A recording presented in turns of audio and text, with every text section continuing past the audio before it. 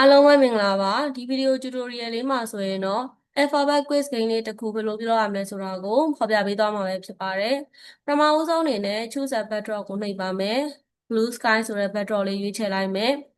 ဒီ blue sky backdrop လေးကိုဆက်လက်မှတ်လိုက်ပြီးတော့မှ backdrop တွေကိုဝင်မယ်ဒီဆက်လက်မြားလေးကိုယူပြီးအားလုံးကိုဆက်လက်မှတ်လိုက်မယ်ပြီးရင် keyboard ပေါ်က control C ဆိုတဲ့ button လေးကိုနှိပ်ပြီး copy ကူးပါမယ်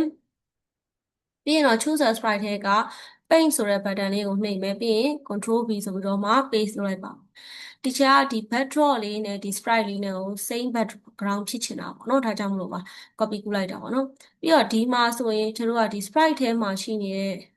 ဒီ background လေးနဲ့ဒီ backdrop ရဲ့ background တွေကနေရာမတူဘူးပေါ့နော်နေရာတူချင်တယ်ဆိုရင် x ကို0 y ကို0လို့ပေးလိုက်ရင်နေရာတူသွားမှာပေါ့နော်ဆိုတော့ဒီ sprite 1မလို့တော့ဖြတ်လိုက်မယ်ဒီ sprite 2ထဲမှာပဲဒီချက်ကကိုလိုချင်တဲ့ပုံစံကိုဖန်တီးပါမယ်အဲ့တော့ letter ထဲကနေပြီးတော့မှဒီချက် A ဆိုတဲ့စာလုံးလေးကိုယူမယ်ဆက်လက်မှတ်မယ်ပြီးဒီချက်ဒီထဲကိုထည့်လိုက်မယ်ပြီး size ကိုဒီချက်ဘာလုပ်မလဲဆိုလို့ရှိရင်ကြီးလိုက်ပေါ့နော် size ကိုကြီးလိုက်ပြီးတော့ရင်ဒီချက်ကအဲ့မှာ apple ပေါ့နော်ဒီမှာ apple လေးရှိတယ်ဆိုတော့ဆက်လက်မှတ်မယ် control C copy ကူးမယ် control V နဲ့ paste လုပ်ပါမယ်ပန်းသီးလေးပေါ့နော်နောက်တစ်ခုကဒီချက်ဒီနေရာမှာစာလေးရေးထည့်ချင်တာပါ APPLE ပေါ့နော်ဆိုတော့အဲ့ဒီဥစ္စာကိုဒီချက်က background color ကို black ထားမယ် sans serif ပဲ size ကိုတော့ချင်နည်းနည်းကြီးပြီးတော့မှအလယ်ကိုပို့လိုက်မယ်ပေါ့နော်ဒါဆိုရင်ဒီချက်ကဒီ backdrop ဖန်တီးပြီးသားဖြစ်သွားပြီ okay အဲ့ဒီ backdrop ပြီးသွားပြီဆိုရင်ဒီချက်က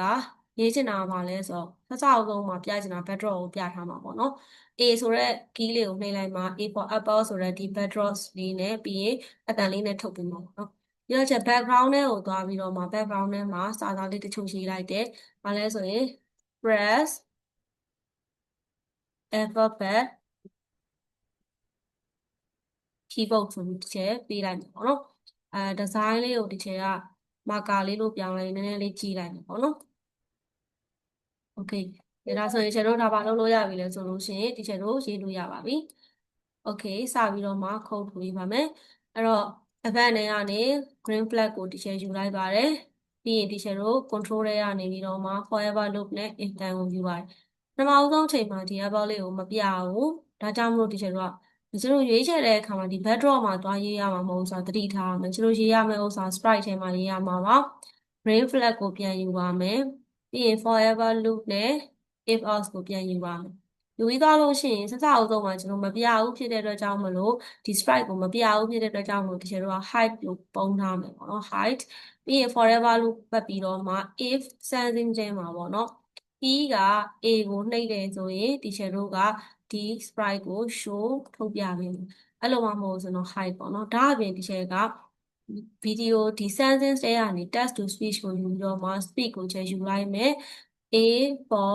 apple ဆိုပြီးတော့မှဒီချက်တို့လုပ်လိုက်မယ်ပေါ့နော်အဲ့တော့ run ထိလိုက်တဲ့အခါစစအဆုံးမှာ backdrop ပဲပြမယ် keyboard ပေါ်က A ကိုနှိပ်လိုက်တော့မှ apple A for apple ဆိုတဲ့ sprite ကိုထုတ်မယ်ပြီးရင်ပျောက်သွားမယ် okay အဲ့ဆိုရင်ဒီချက်တို့ကသူ့ကိုနောက်ထပ် copy ပွားလို့ရပြီ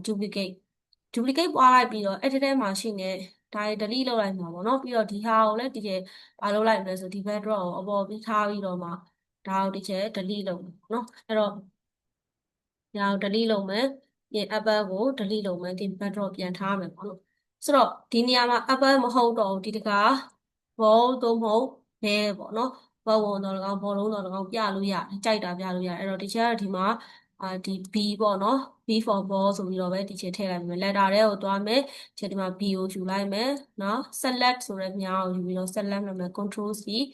ရင် control V နဲ့ဒီပေါ်သွားပြီးတော့မှဒီချက်မလုပ်လိုက်မယ်ဆိုလို့ရှိရင် size ကိုအနည်းငယ်ကြီးလိုက်နော်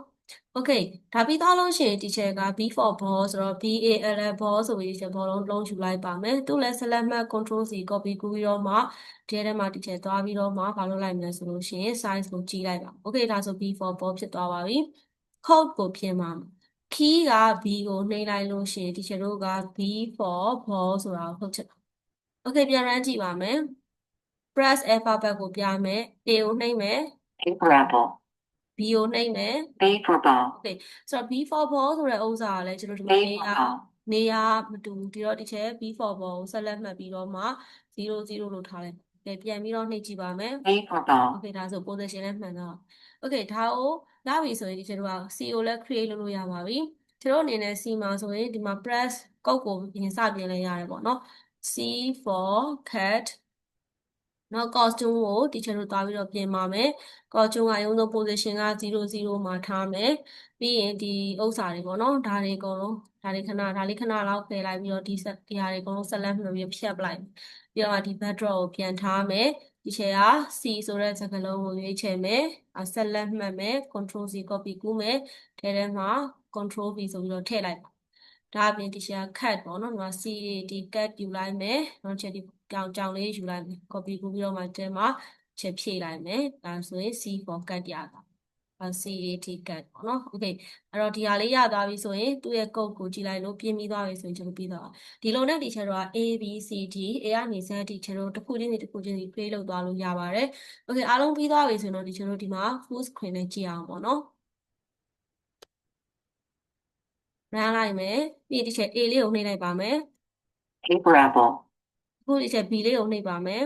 Paper ball. အခု teacher C လေးကိုနှိပ်လိုက်ပါမယ် Paper cat. okay ဒါဆိုလို့ရှိရင်တော့ teacher တို့ alphabet game လေးတစ်ခုကို create လုပ်ပြီးသွားပါပြီကျေးဇူးတင်ပါတယ်